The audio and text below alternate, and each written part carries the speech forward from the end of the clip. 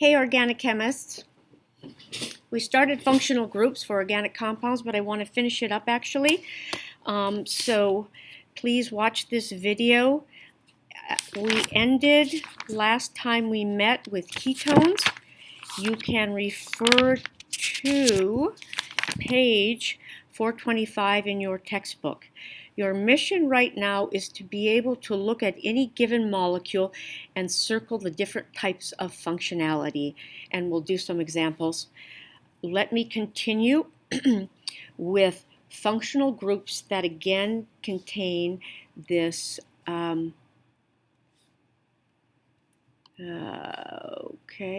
there we go, contain this carbonyl, and depending what's attached to that carbonyl, it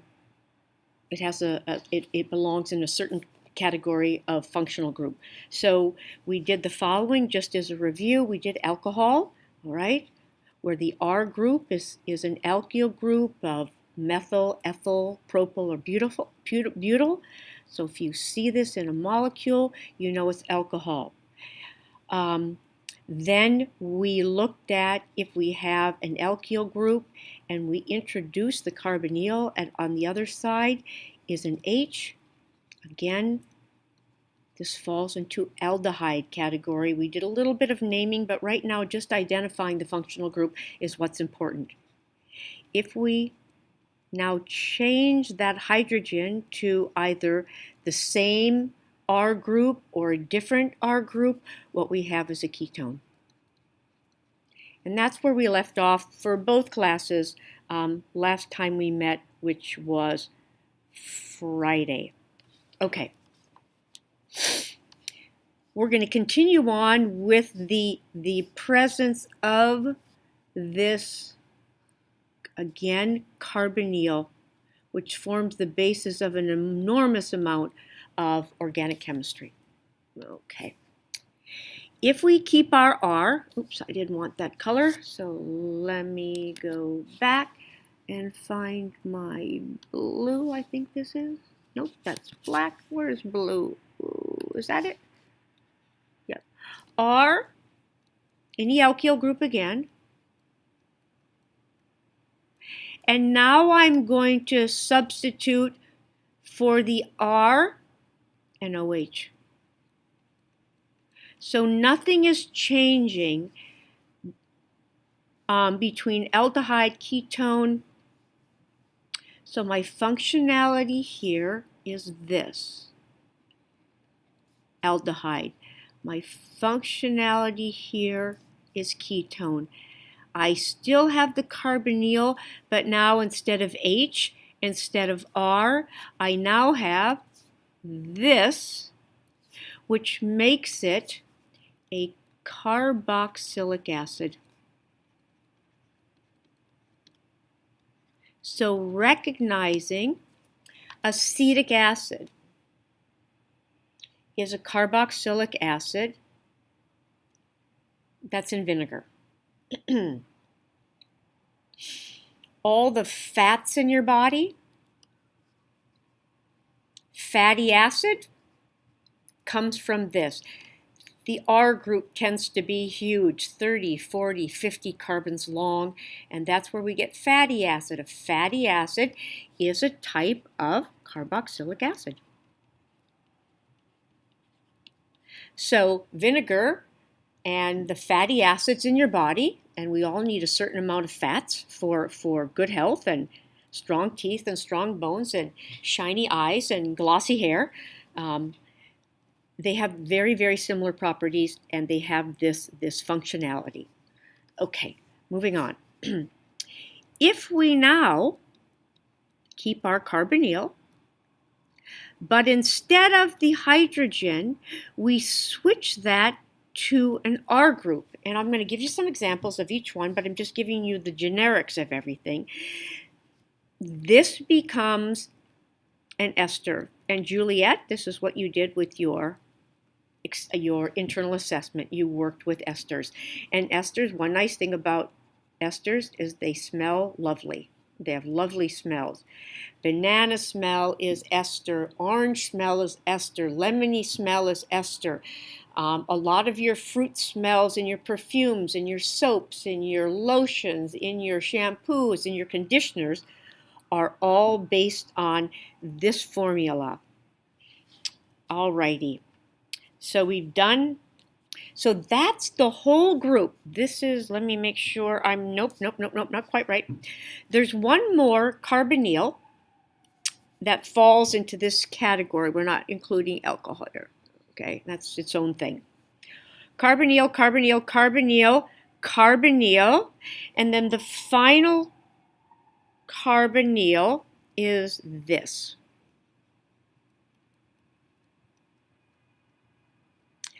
If we swap out for an NH2, that is called an amide. Or if you want to say amide, that's fine. So this is your carbonyl family. That's not quite right. We want to include the aldehyde. Okay, aldehyde, ketone, carboxylic acid, ester, and amide. So there's 1, 2, 3, 4, 5. 5 carbonyl functional groups that are critical. Yes, really important that you remember. Okay. Now, there's just a few more. I see myself, oopsie, oh, I left the page. I want to extend the page a little bit, so let me go down here. Okay.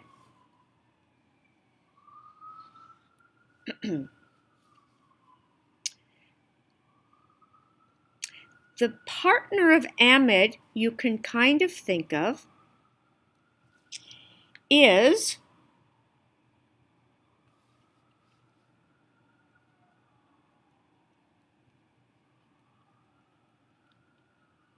notice there's no carbonyl, it's just an R group with an NH2.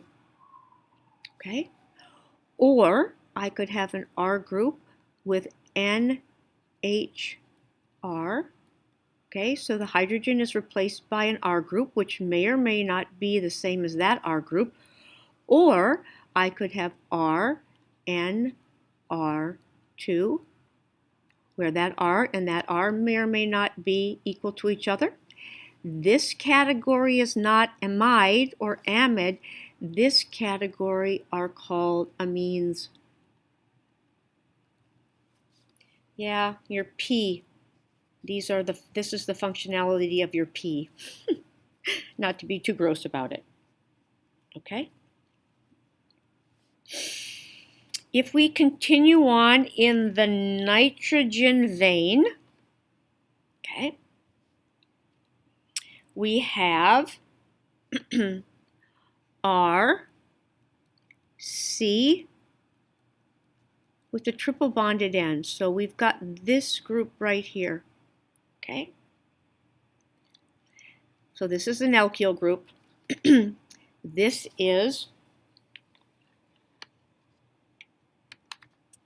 a nitrile. I know it's like, how many more do we have to learn? Okay, so that's nitrile. And then the last one, which is kind of a partner up here. Kind of want to put it up here. I'm going to put it with alcohol. It's kind of a derivative of alcohol. Let's see if I can be creative enough and move this over a little bit. Aha. Okay. And then I'm going to, okay. So I'm going to put this with the partner of alcohol, just like I put this with, so here's a partner here. If I take the R, and I have my O, but instead of the hydrogen, now I make it an R, where R can equal R prime or not. Okay, this is what we call and ether, right? This is page 425 in your textbook that gives you all these different functionalities. Now, of course, the very first that we let me add Rx, so we have the whole shebang here. We said this is alkyl halide, okay, with the X being a halogen.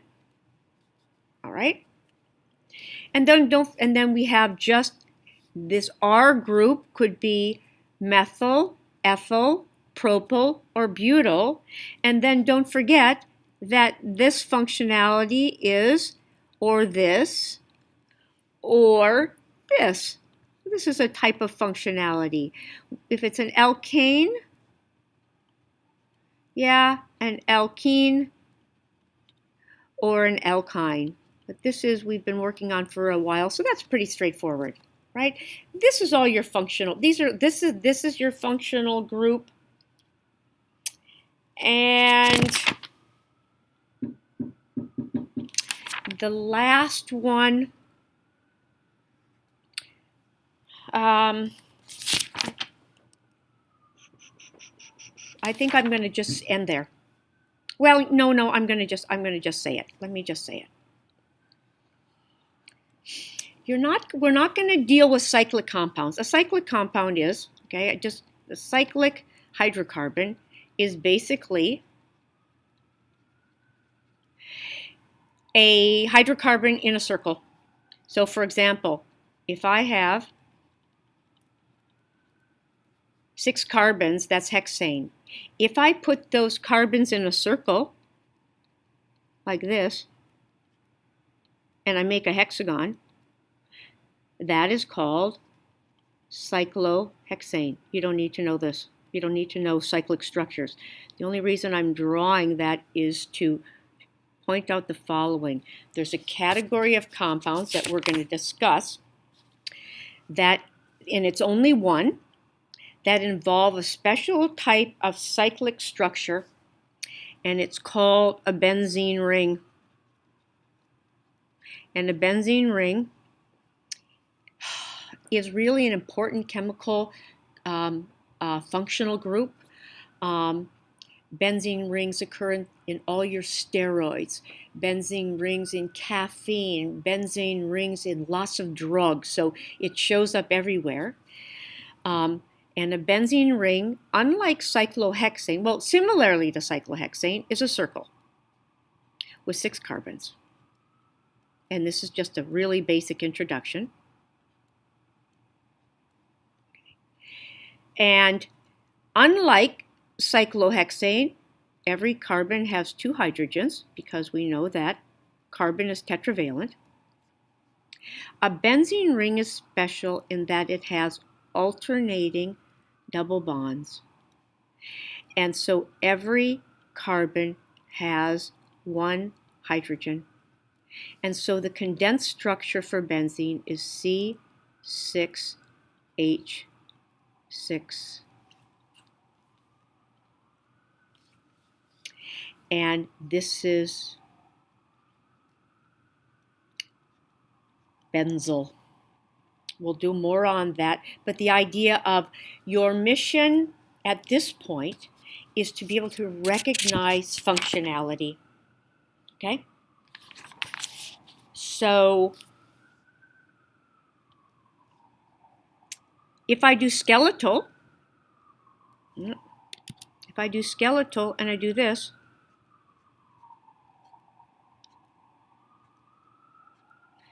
that is this. Now, I put a line there. We know a line, this is a C. There's a C at the end of it. So this would be named methyl benzene. More on that later, but the idea of just recognizing the presence of this functional group, which is benzene, or you can just say, oh, it's a benzene. There's a benzene ring, okay? And we'll be talking more about that, but that's a brief introduction. So page 428 is a self-test. in the textbook, 1 and 2, plus worksheet, which is going to ask you to identify functional groups. Okie dokie? Alrighty, I hope that's helpful, and I will see you, I think, on Tuesday. Have a great Monday off.